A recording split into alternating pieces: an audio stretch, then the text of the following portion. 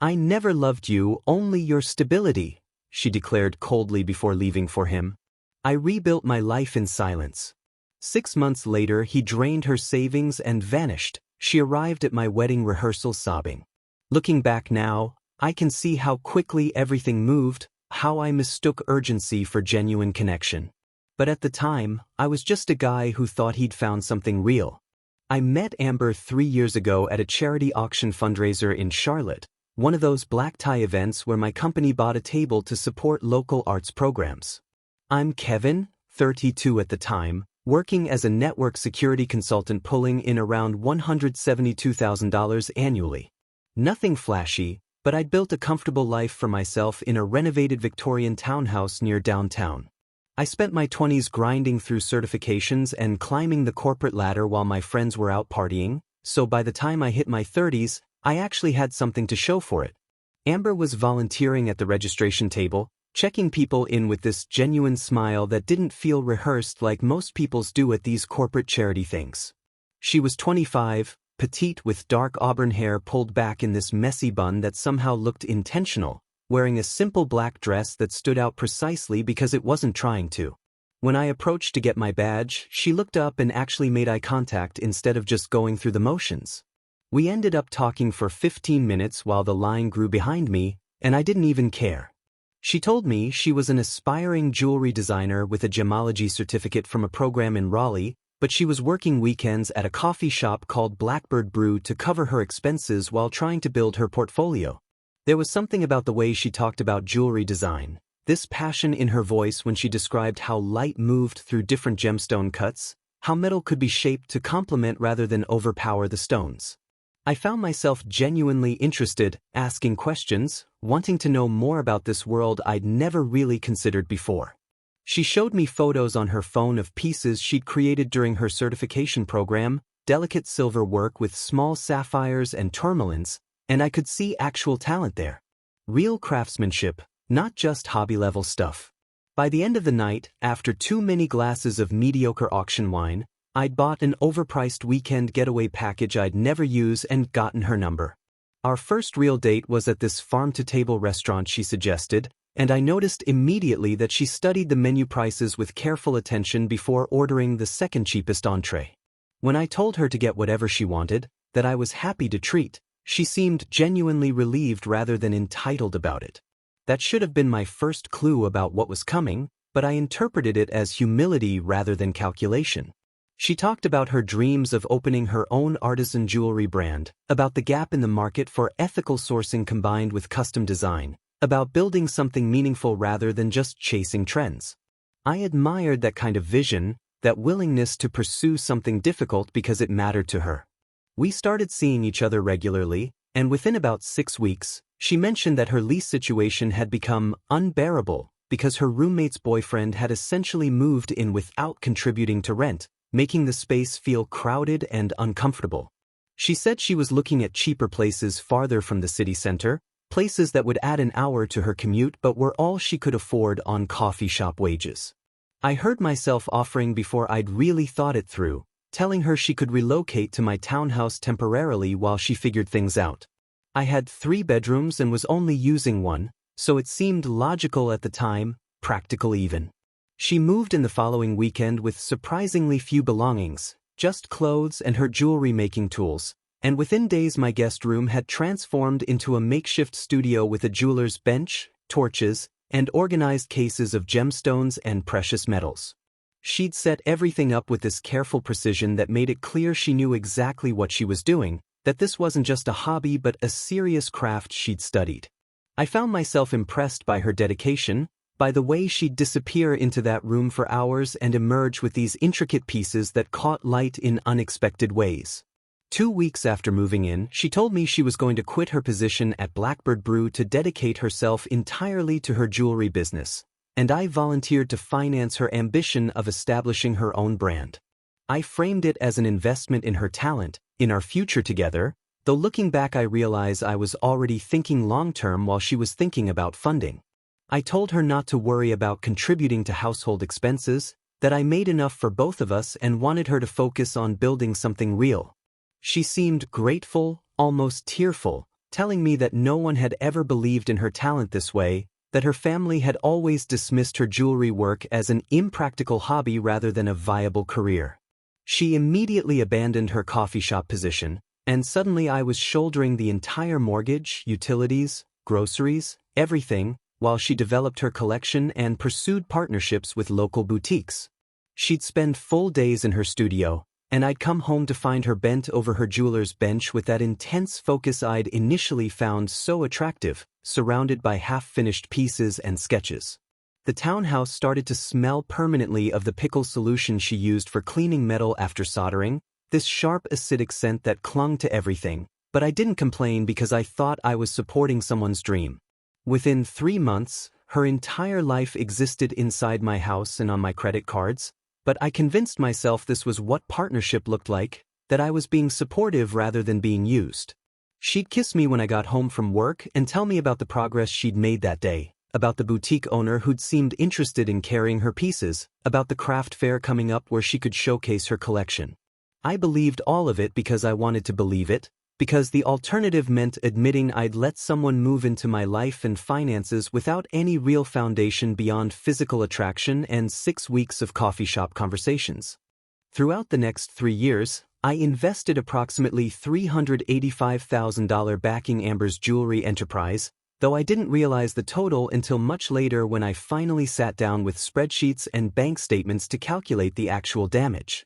The monthly mortgage on my Victorian townhouse was $3,200, which I'd been paying alone since she moved in, plus another $795 for the Audi Q3 lease she convinced me she needed because serious artisans can't show up to boutique meetings in a 10-year-old sedan.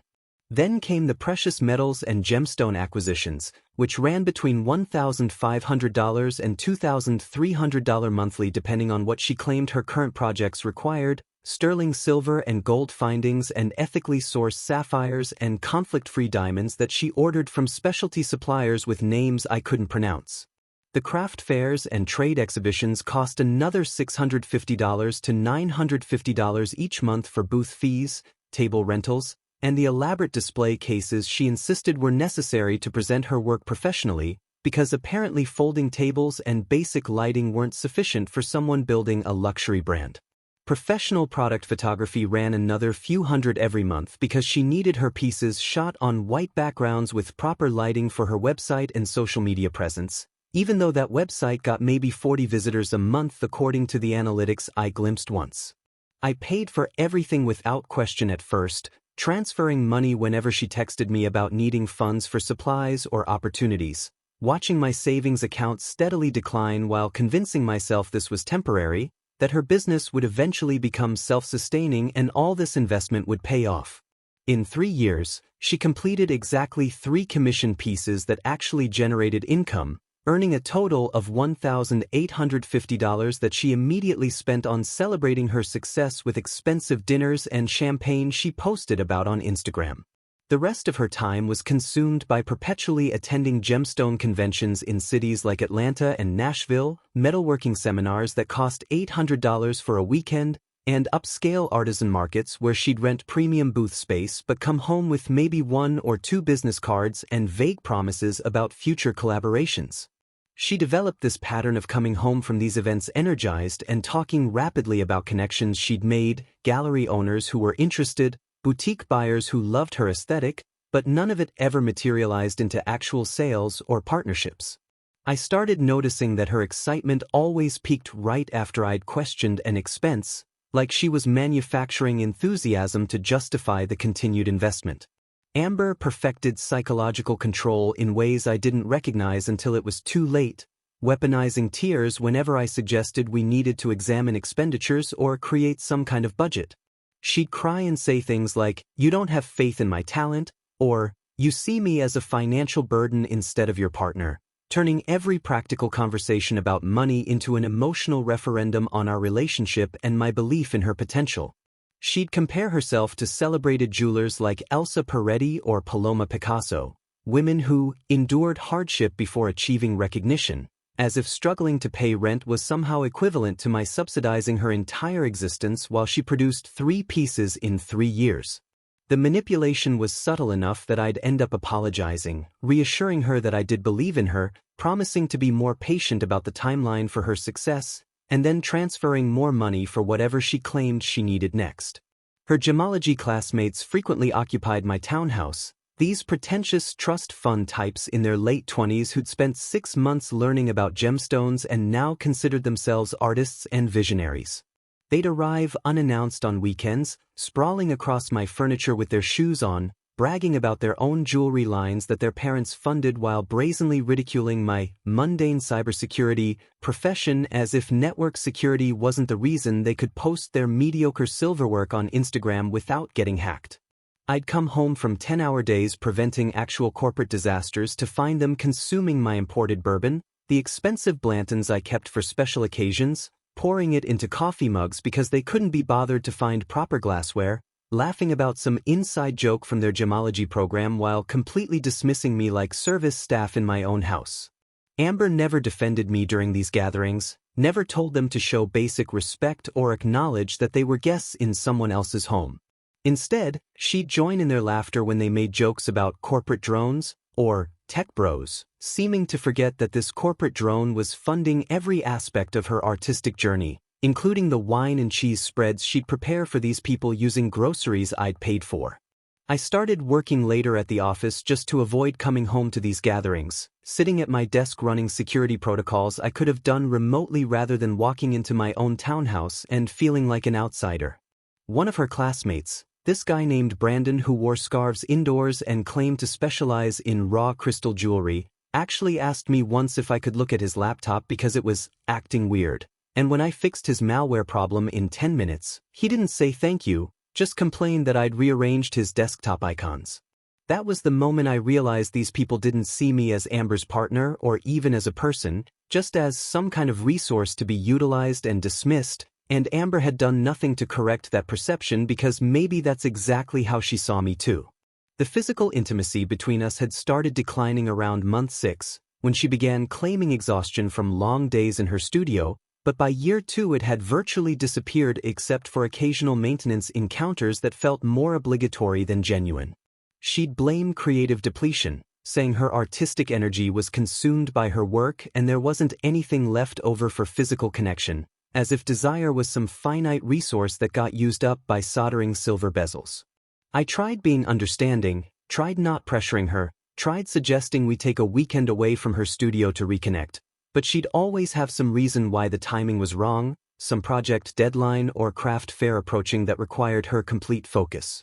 Meanwhile, her phone became permanently attached to her hand, angled away from me whenever notifications appeared, and she started sleeping with it under her pillow instead of on the nightstand charger we'd always shared. The emotional distance grew so gradually that I couldn't pinpoint exactly when we'd stopped being partners and started being landlord and tenant, when her kisses shifted from genuine to performative, when "I love you" became something she said automatically before ending phone calls rather than something she meant. I kept telling myself that building a business was stressful, that creative people had different needs and rhythms, that I needed to be more patient and understanding, when the reality was that I'd become nothing more than a financial vehicle for someone who'd stopped seeing me as human years earlier. Amber encountered Julian about 18 months into our relationship at a regional craft showcase in Asheville, one of those curated artisan events where booth space cost $1,200 and she'd convinced me it was essential for making connections with serious gallery representation. She came home that weekend buzzing with energy I hadn't seen in months, talking rapidly about this gallery curator she'd met who managed exhibition spaces in both Charlotte and Charleston, someone who really understood her vision and saw potential for her work in high-end markets. Julian became a frequent topic of conversation after that, casually woven into updates about her day in ways that felt deliberately designed to gauge my reaction.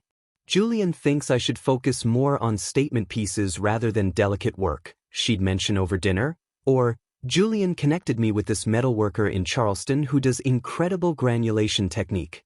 I didn't think much of it initially because networking was supposed to be part of building her business, and I genuinely wanted her to find mentorship from people who understood the industry better than I did. Within a month, she began occupying full days at his collaborative workspace, which she described as this shared studio environment where multiple artisans could work alongside each other and benefit from creative cross-pollination. She'd leave before dawn, sometimes at 5 or 5:30 in the morning, claiming she wanted to take advantage of the natural light in Julian's space, and she wouldn't return until after 1 in the morning, explaining that time disappeared when she was in the flow of creation and surrounded by other artists who understood that kind of immersive focus. The hours seemed excessive even for someone passionate about their craft, but whenever I questioned why she needed to spend 16-hour days away from the fully equipped studio in my guest room, she'd get defensive and accuse me of not understanding artistic collaboration, of being too structured and corporate to appreciate how creativity actually worked. Her devices became completely forbidden territory in ways that went beyond normal privacy boundaries, with new passcodes I didn't know and screens that she'd immediately tilt away or darken whenever I entered a room. Her phone was always face down now, always on silent, and she developed this habit of taking it with her even when she went to the bathroom or stepped outside to check the mail, like she couldn't risk being separated from it for 30 seconds. When I mentioned that the secrecy felt excessive, she'd frame it as me being controlling and invasive, asking why I needed access to her private conversations unless I didn't trust her, weaponizing the language of healthy boundaries to justify what was obviously suspicious behavior. She started redesigning my townhouse to replicate Julian's industrial aesthetic, suddenly dissatisfied with the Victorian character that had attracted her initially, insisting we needed exposed brick and metal shelving and Edison bulb fixtures to create a more authentic artistic environment. I found myself paying contractors to tear down the wallpaper I'd carefully restored, to install industrial lighting that looked deliberately unfinished, to transform my home into a replica of someone else's space because she claimed she couldn't feel creative surrounded by what she now called dated traditional design. Every change was positioned as necessary for her artistic development, and I went along with it because I'd already invested so much that walking away felt like admitting I'd wasted 3 years and hundreds of thousands of dollars on someone who'd never valued me. Amber began insisting on elevated funding for what she called Julian-endorsed materials, premium gold alloys and rare gemstones that cost 3 times what she'd been using before, excursions to artisan festivals in cities like Santa Fe and Portland that required flights and hotel stays, and exclusive workshop registrations taught by internationally recognized metalsmiths that ran $2,500 for a weekend. Every request was justified by invoking Julian's name and expertise, as if his approval somehow validated expenses that were rapidly draining what remained of my savings account. Julian says if I want gallery representation, I need to work with materials that signal serious artistry, she'd explain, showing me listings for Colombian emeralds or Tahitian pearls that cost more than my monthly mortgage. I'd transfer the money because refusing felt like admitting I couldn't afford to keep up with her ambitions, like proving I was exactly the uninspiring financial limitation she was starting to imply I was. The physical connection between us had entirely vanished by this point, replaced by her sleeping in the guest room studio most nights, claiming she'd fallen asleep at her jeweler's bench and didn't want to disturb me by coming to bed late. When I tried to initiate any kind of intimacy, she'd cite creative depletion again, or claim she was stressed about an upcoming show, or simply turn away without explanation and leave me lying there feeling rejected and confused about when exactly we'd stopped being intimate partners and started being distant roommates. She blatantly contrasted me negatively against Julian in ways that grew increasingly cruel and direct, no longer bothering to hide her contempt for what I did and who I was. Julian has such sophisticated taste, she'd say while criticizing my choice of restaurant or clothing. Julian actually understands artistic vision, she'd mention when I try to give feedback on her work. Julian's gallery connections are with people who matter, she'd explain when justifying why she needed to attend another expensive networking event in Charleston. I started to understand that Julian wasn't just a professional connection or mentor, that the way she said his name carried a reverence and excitement that had long since disappeared when she talked about me or our relationship.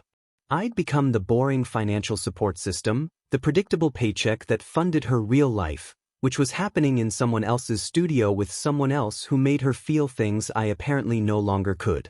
My work stress was intensifying during this period, managing a major security overhaul for a financial services client that required 60-hour weeks and constant availability, and I'd come home exhausted hoping for basic companionship only to find her either gone to Julian's workspace or present but completely checked out, scrolling through her phone or sketching designs while barely acknowledging my presence. I'd try to talk to her about my day, about the challenges I was facing or the wins my team had achieved, and she'd give these minimal responses without looking up, "That's nice," or "Sounds stressful," before redirecting the conversation back to Julian's latest advice or some opportunity he'd mentioned. I realized she hadn't asked me a genuine question about my work or life in months, hadn't engaged with anything about who I was beyond my capacity to transfer money when she needed it, and the loneliness of living with someone who'd stopped seeing you as a person was somehow worse than being actually alone.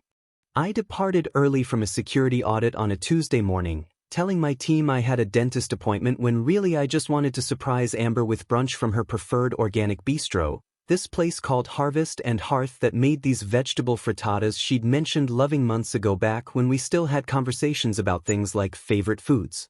I'd been thinking that maybe a spontaneous gesture would remind her of earlier days, would cut through whatever distance had grown between us and give us a chance to reconnect over a meal without the pressure of some scheduled date night that we'd both approach with dread and obligation. I picked up the food, drove home rehearsing casual conversation topics that might actually interest her, and let myself into the townhouse around 10:30 in the morning, a time when she was supposedly alone working on commission pieces that I'd long since stopped believing actually existed. I heard voices before I reached the second floor, her laugh mixed with a deeper male voice, and something in my chest went cold and certain even before I opened the door to the guest room studio that I'd paid to equip with professional tools and perfect lighting. Amber and Julian were together on the vintage settee I'd bought for that room, her jewelry bench pushed aside, and they weren't working on anything that resembled artisan jewelry. For a moment, the three of us just froze in this tableau of discovery, me standing in the doorway holding overpriced organic brunch, them scrambling to disentangle and adjust clothing, and then something shifted in Amber's face that I'll never forget.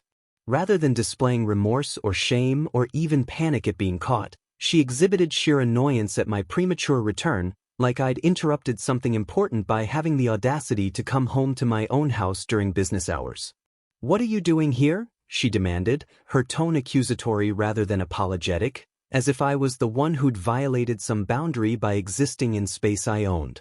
"I brought you brunch," I said, and my voice sounded distant to my own ears, calm in a way that surprised me given what I was witnessing. "I wanted to surprise you." Julian stood up, running his hands through his hair in this practiced casual gesture that probably worked on the art gallery crowd, looking at me with what seemed like pity rather than guilt.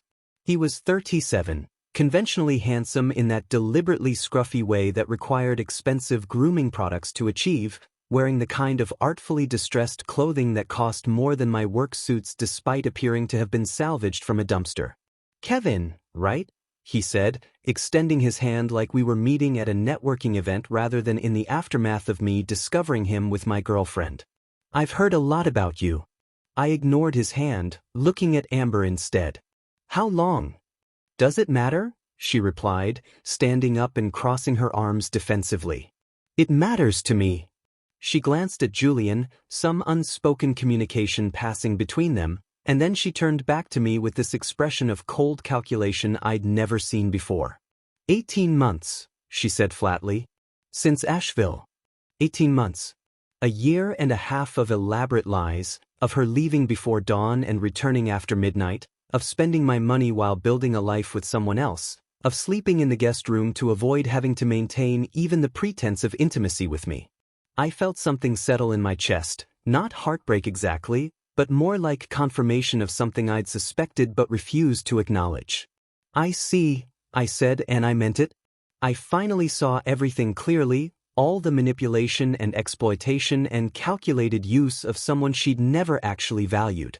Amber seemed unnerved by my calm, like she'd expected anger or tears or some dramatic confrontation she could later frame as me being unreasonable. Instead, she got clinical assessment, and it clearly frustrated her. "Look, Kevin, this isn't how I wanted you to find out, but honestly maybe it's better this way because we need to have a real conversation about us and where this relationship is actually going." "There is no us," I said simply. "Apparently there hasn't been for 18 months.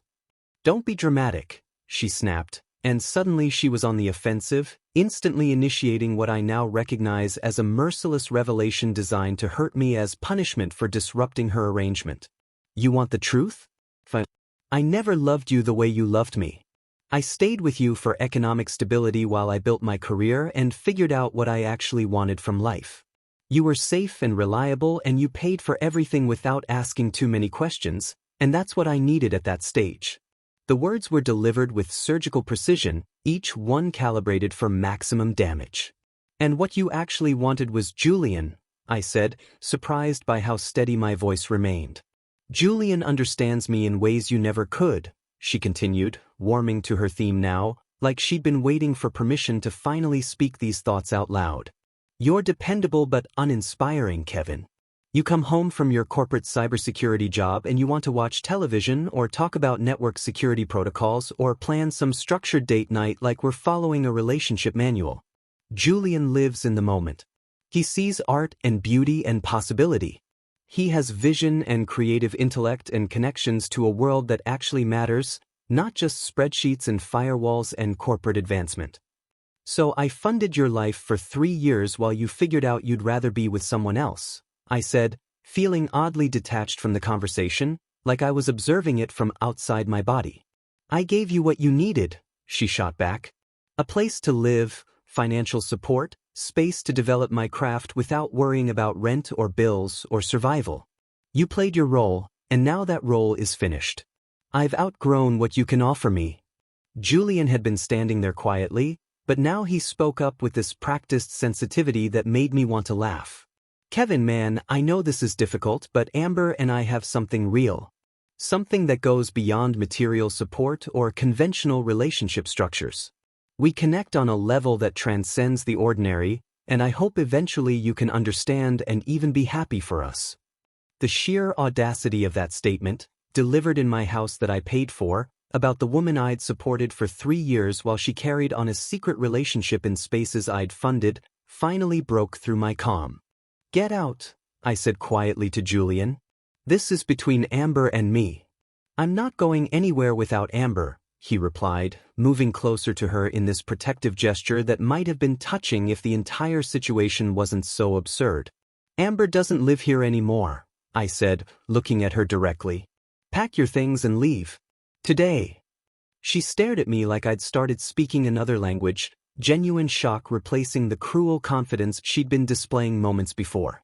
What are you talking about? This is my home too. I've lived here for 3 years. In a house I own, I said. Paying 0 rent, 0 utilities, 0 anything. You're not on the deed, not on the mortgage, not on any legal document that gives you claim to this property. You've been a guest who's now overstayed her welcome. I watched her face cycle through emotions as she processed what I was saying, landing on panic as she realized she'd been operating under assumptions that had no legal foundation. You can't just kick me out. I have rights. There are laws about this kind of thing. You're not a tenant. You don't pay rent. You have no lease agreement. Legally, you're a guest, and I'm asking you to leave. Julian stepped forward, trying to position himself between us. This is exactly what I'm talking about. You're being vindictive and controlling because you can't handle that she chose someone else. I'm being practical, I corrected. She chose someone else 18 months ago and has been lying to me while spending my money ever since.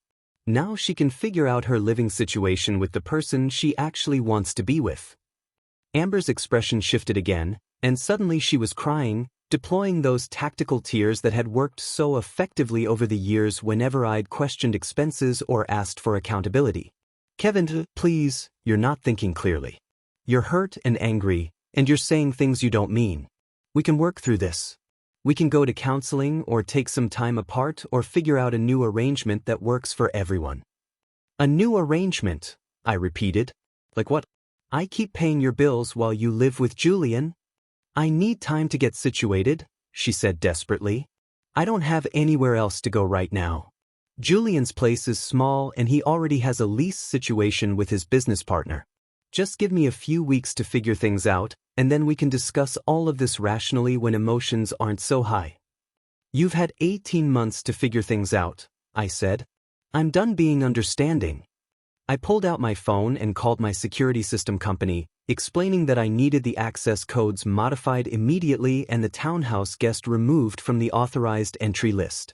Amber watched me make this call with growing horror, finally understanding that I wasn't bluffing or being dramatic, that I was actually ending this and cutting off her access to the resources she'd been exploiting. "You're really doing this," she whispered. "I'm really doing this," I confirmed. Julian tried one more time to assert some kind of authority, putting his arm around Amber's shoulders in this possessive gesture. "She needs her belongings at minimum. All her jewelry equipment, her materials, her clothes. You can't keep her property." "She can take everything that belongs to her," I agreed. "She has until 6 o'clock tonight. After that, the codes change and the locks get rekeyed." I watched them pack, Amber crying and occasionally trying to engage me in conversation while Julian moved her equipment and materials to his BMW that was parked in my driveway, making multiple trips because apparently she'd accumulated more than I'd realized over 3 years. She kept looking at me like she expected me to change my mind, to relent and tell her we could work it out, but I just sat in my living room responding to work emails and waiting for them to finish loading her belongings. At 5:45, Amber stood in my doorway one final time, her eyes red from crying, her voice small in a way I'd never heard before. "I'm sorry it ended like this. I do care about you, Kevin. I just couldn't be what you needed me to be." "You were never what I needed," I said. "I just took a long time to realize it." After they left, I sat in my townhouse surrounded by the renovations she'd insisted on, the industrial aesthetic that had replaced the Victorian character I'd loved, and I felt nothing resembling heartbreak. I felt relief, clean and simple, like I'd finally removed a weight I'd been carrying for so long I'd forgotten what it felt like to stand up straight. I eliminated all her communication channels that evening, blocking her number and social media accounts, and then I ordered Chinese food and ate it in blessed silence while planning my next steps. I concentrated on restoration through multiple channels over the next few months, starting with finding a therapist who specialized in financial manipulation patterns and helped me understand that what I'd experienced wasn't just a bad relationship but a systematic exploitation that followed predictable psychological tactics. Dr. Patricia Chin, my therapist, had this way of reframing my experiences that made me stop blaming myself for being trusting and start recognizing the deliberate strategies Amber had employed to maintain control. She explained concepts like intermittent reinforcement and emotional debt, helping me see how someone could keep you invested by occasionally providing just enough affection or gratitude to make you believe things might improve. Those sessions were uncomfortable but necessary, forcing me to examine why I'd accepted being treated as a resource rather than a person, why I'd equated financial provision with love, why I'd stayed years past the point when I should have recognized I was being used. I enrolled in a Brazilian Jiu-Jitsu academy about 3 weeks after Amber left, initially just looking for some physical outlet for the anger and frustration I was finally letting myself feel, but it became something more significant than just exercise. The gym was this no-nonsense place in an industrial area, run by a former competitor named Marcus who didn't care about your job or income or anything except whether you showed up and did the work. I started going 5 times a week, throwing myself into learning technique and drilling positions until my body ached and my mind finally quieted. Over 6 months, I shed 42 pounds of weight I hadn't realized I'd gained during the years of stress and emotional eating, transforming from soft and desk-bound to actually athletic for the first time since college. More importantly, I built genuine self-assurance through the process of getting repeatedly submitted by people half my size and learning to accept failure as part of growth rather than as confirmation of inadequacy. There was something psychologically powerful about a 90-pound woman tapping me out with a triangle choke, about learning that size and strength meant nothing without technique and practice, about discovering I could get destroyed in sparring and come back the next day willing to learn more. The physical transformation was visible, but the mental shift was what actually mattered. Finally understanding my worth wasn't determined by whether someone chose to value me. Work became my other focus, and I threw myself into a major project upgrading our firm's intrusion detection systems with an intensity that got noticed by senior management. I'd always been competent and reliable, but now I was driven in a new way, staying late not to avoid going home but because I genuinely wanted to excel, contributing ideas in meetings instead of just executing assigned tasks, positioning myself as someone ready for advancement rather than someone content with steady employment. When a director position opened up managing our security operations team, I applied despite feeling underqualified, and somehow my newfound confidence translated into an interview performance that impressed the VP enough to take a chance on me. The position came with a $210,000 compensation package, a $38,000 increase that felt less significant for the money and more for what it represented about my capabilities and potential. I'd spent 3 years thinking I was lucky to have someone like Amber tolerate me, and now I was discovering I'd been valuable all along to people who actually bothered to notice. Around month 4 of my post-Amber life, I was having drinks with some colleagues from the tech sector when Julian's name came up in conversation. Apparently, the gallery and art world in Charlotte was smaller than I'd realized, and one of my coworkers had a wife who'd almost invested in Julian's Charleston gallery before her attorney advised against it. I asked casual questions, and what emerged was a picture of someone whose professional success was more facade than reality. I spent the next 2 weeks systematically investigating Julian's operations through various contacts I'd built in Charlotte's business community, discovering that his galleries were excessively mortgaged with considerable outstanding debts to art suppliers who'd been providing inventory on consignment and never receiving payment. His Charlotte location owed $67,000 to 3 different suppliers, while the Charleston gallery was even worse, over $90,000 in unpaid invoices for artwork that had supposedly sold but for which the artists had never received their share. More concerning were the delinquent obligations to federal taxation authorities, approximately $125,000 in back payroll taxes that he'd been avoiding through constant restructuring and legal maneuvering. The man Amber had chosen for his sophistication and vision was essentially running a sophisticated fraud operation, taking artwork on consignment, selling pieces and pocketing the full amount, then using legal complexity and constant delays to avoid paying artists their share. I compiled all this information methodically, organizing it into a clear digital dossier with documentation and source verification, and then I made some decisions about how to use it. I wasn't interested in revenge exactly, but I was very interested in justice and in ensuring that someone who'd participated in exploiting me faced consequences for his broader pattern of exploitation. I tactically distributed this intelligence to Julian's financial backers, sending anonymous but thoroughly documented packages to the 3 investors who'd provided capital for his gallery expansion, making sure they understood exactly how their money was being misused and how much legal liability they were facing as partners in his enterprises. I sent similar documentation to the collection agencies representing the unpaid artists, providing them with asset information and corporate structure details that would help them actually collect what they were owed. I also forwarded everything to the IRS through their whistleblower program, including detailed records of the cash transactions Julian had been conducting to avoid proper reporting. Within 30 days, things started falling apart for Julian's carefully constructed empire.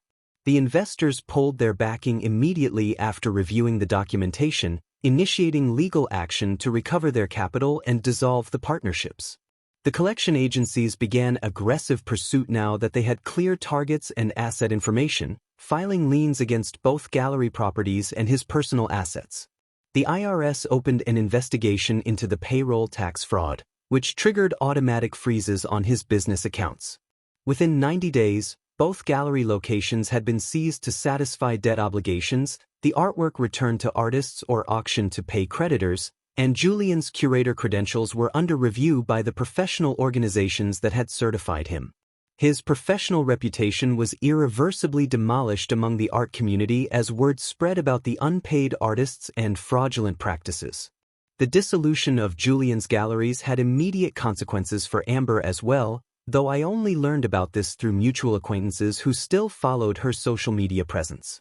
Apparently, Julian's longtime business partner, a woman named Rebecca who'd been financing the Charleston Gallery, discovered his affair with Amber around the same time the financial fraud came to light. Rebecca had actually been Julian's romantic partner as well as business partner, a detail he'd conveniently failed to mention to Amber during their 18-month relationship. Rebecca initiated legal separation and went after 60% of Julian's surviving holdings, which turned out to be almost nothing once the debts were calculated, but the public nature of the split and the revelation of Julian's duplicity destroyed whatever social standing he'd maintained in Charlotte's art scene. Amber transferred to Julian's compact studio apartment after Rebecca kicked him out of the space they'd shared, moving from my 3-bedroom Victorian townhouse to a 500-square-foot converted warehouse unit in a sketchy area near the airport.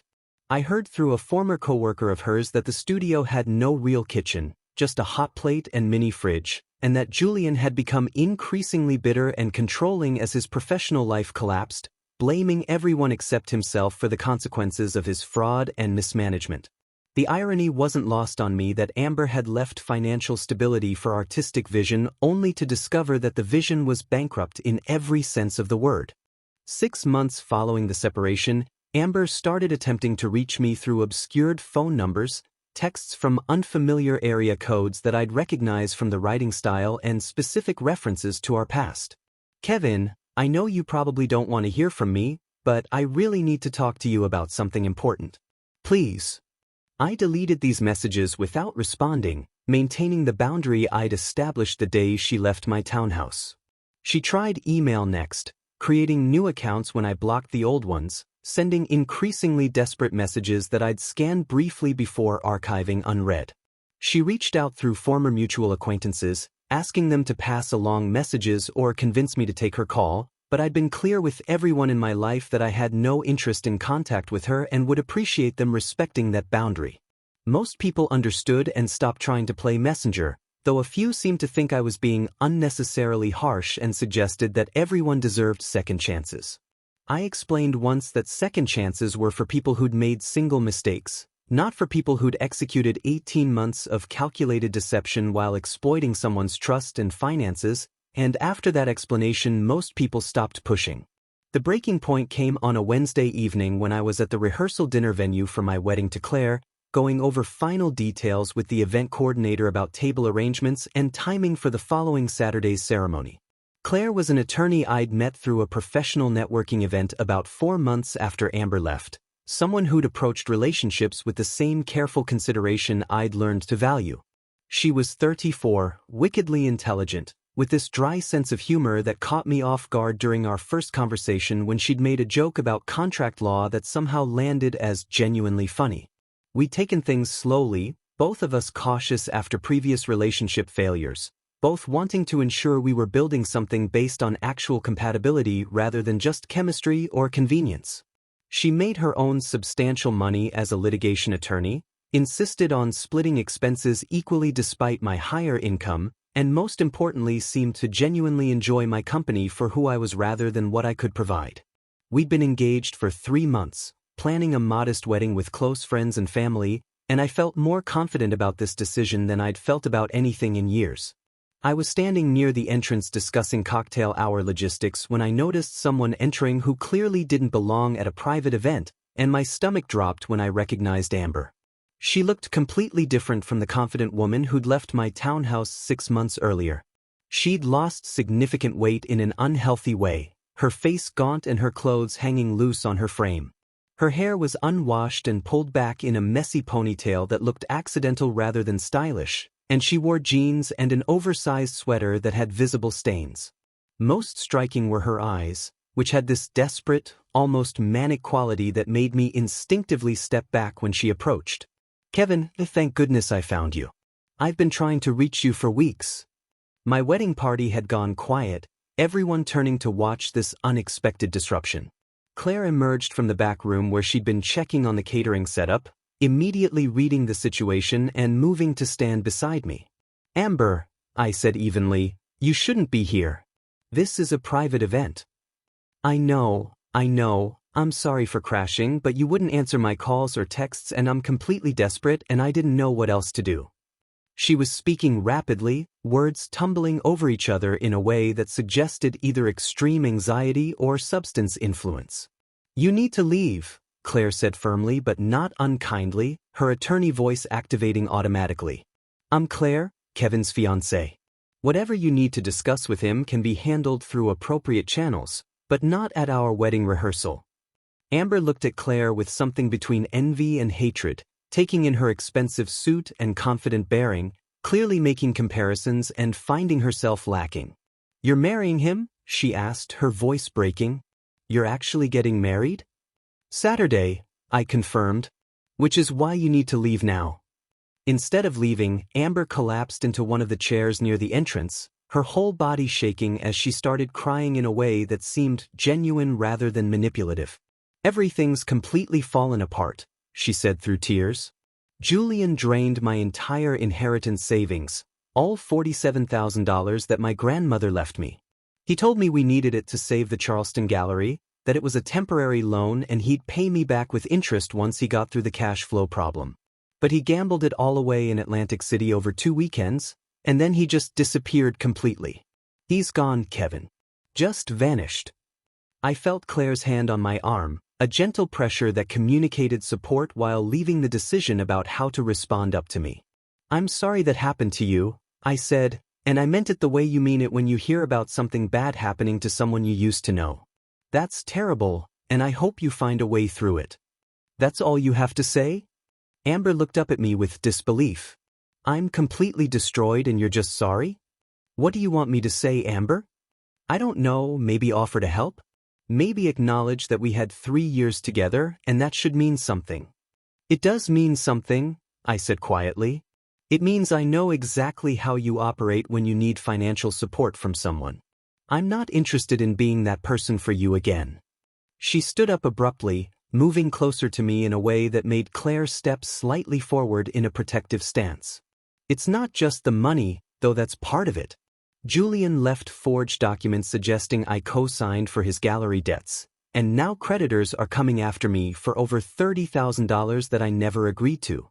My brother won't even talk to me anymore after someone sent him detailed records of how I treated you, and I have no idea who would do that, but I suspect it was you. I said nothing, though I had indeed forwarded documentation to her brother Marcus after he'd called me months ago asking why Amber and I had split. He'd always been decent to me during family gatherings, and I'd figured he deserved to know the truth about his sister's character. All my connections in the artisan community completely dissolved, she continued, her voice rising with each sentence. Nobody wants to work with me or show my pieces because of my association with Julian's financial scandal. The FBI is investigating him for wire fraud, and they've questioned me 3 times about whether I knew about his schemes. I've lost everything, Kevin.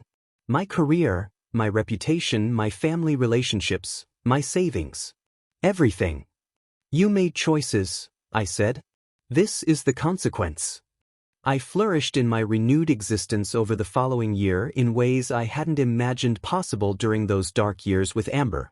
Claire and I purchased a waterfront property in Wilmington about 8 months after our wedding, a modern 3-bedroom house with floor-to-ceiling windows overlooking the Cape Fear River that we'd found during a weekend trip exploring coastal real estate.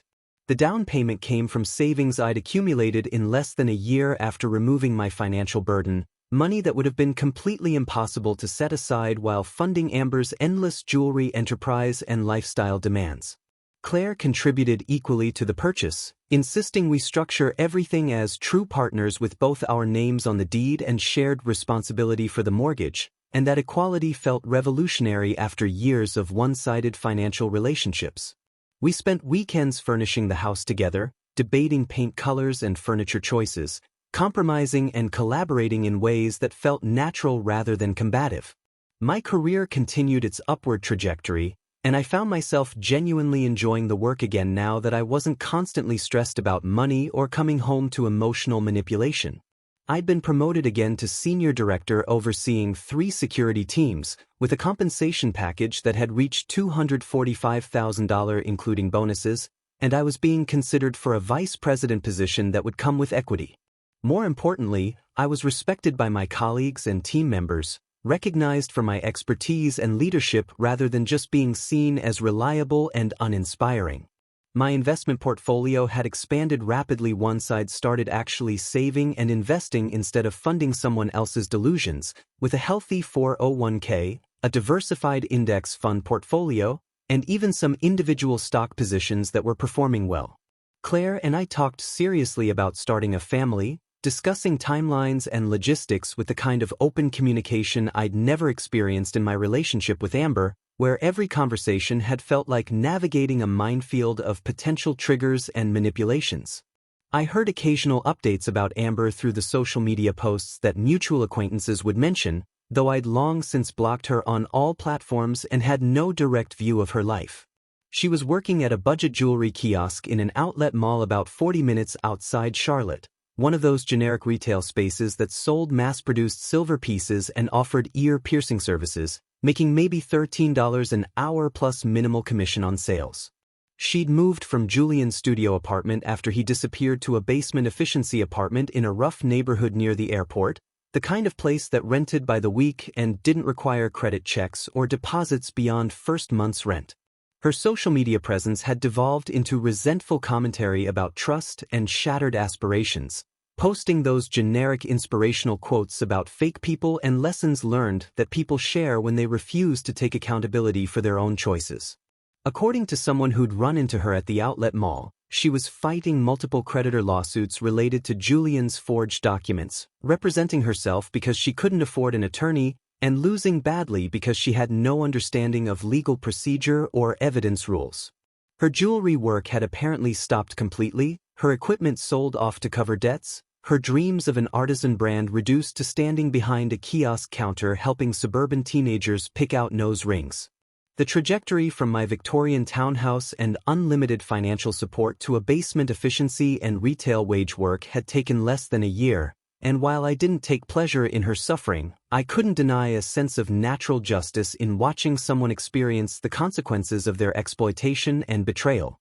Julian's situation had resolved exactly as it should have, with him serving an 18-month sentence in federal prison for wire fraud and forgery after pleading guilty to reduced charges that still carried significant prison time.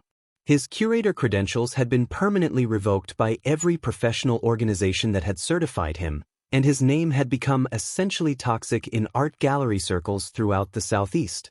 I'd heard through Trevor, who'd sent me a final email despite my refusal to help, that Julian was working in the prison library and taking correspondence courses in accounting, apparently planning to pursue bookkeeping work after his release since his gallery career was irreversibly demolished.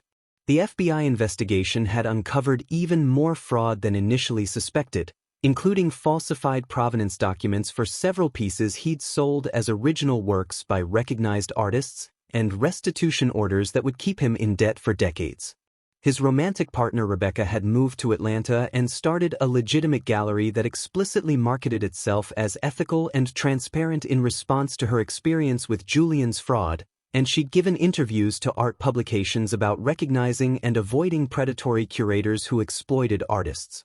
Julian's name appeared in those interviews as a cautionary tale, ensuring his professional reputation remained destroyed even after his prison sentence ended. I contemplated these outcomes during a quiet evening on our Wilmington deck, watching the sun set over the river while Claire read case files beside me and our dog, a rescue golden retriever named Murphy, dozed at our feet.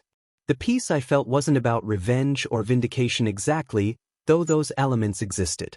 It was more about the profound relief of understanding that genuine prosperity came from building something real with someone who actually valued you, not from trying to satisfy someone who viewed you as a resource to be extracted and depleted. Amber had told me I was dependable but uninspiring, marriage material in a dismissive way that implied I was the consolation prize for someone who couldn't get what they really wanted. Claire had shown me that being dependable was actually valuable, that stability and commitment and thoughtfulness were qualities that the right person would treasure rather than resent. She'd never made me feel like I had to earn her affection through financial support or constant proving of my worth. She chose me because she genuinely enjoyed my company and respected who I was, and that mutual respect had created a relationship that felt effortless compared to the constant anxiety and second-guessing I'd experienced with Amber. I thought about that engagement ring I'd kept hidden in my sock drawer for 2 months before discovering Amber's betrayal, about the future I'd imagined with someone who'd been planning her exit strategy while I'd been planning our wedding. The ring had been returned for a full refund, and I'd used that money as part of the down payment on the Wilmington house, transforming a symbol of wasted hope into actual equity in a home I shared with someone who deserved it. That felt like the truest form of closure, taking something that represented pain and failure and converting it into something that represented success and partnership. My marriage to Claire proved definitively that my worth had never been the problem, that Amber's inability to value what I offered said everything about her character and nothing about my adequacy as a partner. I'd spent months after the breakup wondering if maybe she'd been right, if I really was boring and uninspiring and not enough for someone to choose enthusiastically. Meeting Claire had demolished those doubts completely, showing me that the right match made everything feel natural and reciprocal rather than like constant work to meet impossible standards. We had quiet weekends that felt fulfilling rather than insufficient, conversations about network security and legal cases that engaged both of us rather than boring one party, financial discussions that involved collaboration rather than one-sided extraction. The life I was living now, with its waterfront house and equal partnership and genuine contentment, was exactly what Amber had claimed to want when she talked about building something meaningful and having security. The difference was that she'd wanted those things provided by someone else while contributing nothing herself, while Claire and I had built them together through mutual effort and shared investment. Amber had thought she deserved a life of comfort and creativity funded by someone else's labor, and she destroyed the closest thing she'd ever had to that security by chasing someone who offered the appearance of sophistication without any of the substance. Now she was living the natural outcome of treating people as disposable resources, working retail while fighting lawsuits in a basement apartment, posting bitter social media quotes about betrayal while refusing to acknowledge her own role in every failed relationship and lost opportunity. I didn't need to do anything to punish her or seek revenge because life had already provided proportionate consequences for her choices. Julian was in prison because he'd committed crimes. Amber was struggling financially because she'd exploited and betrayed someone who'd supported her unconditionally. I was thriving because I'd finally learned to value myself enough to walk away from someone who didn't value me, and because I'd found someone who did. That was the complete closure I'd needed, not dramatic confrontation or public vindication, but simply the quiet satisfaction of knowing I'd made the right choice to end something toxic and build something healthy in its place. The greatest revenge really was living well, and I was living better than I'd ever imagined possible during those years of funding someone else's dreams while neglecting my own.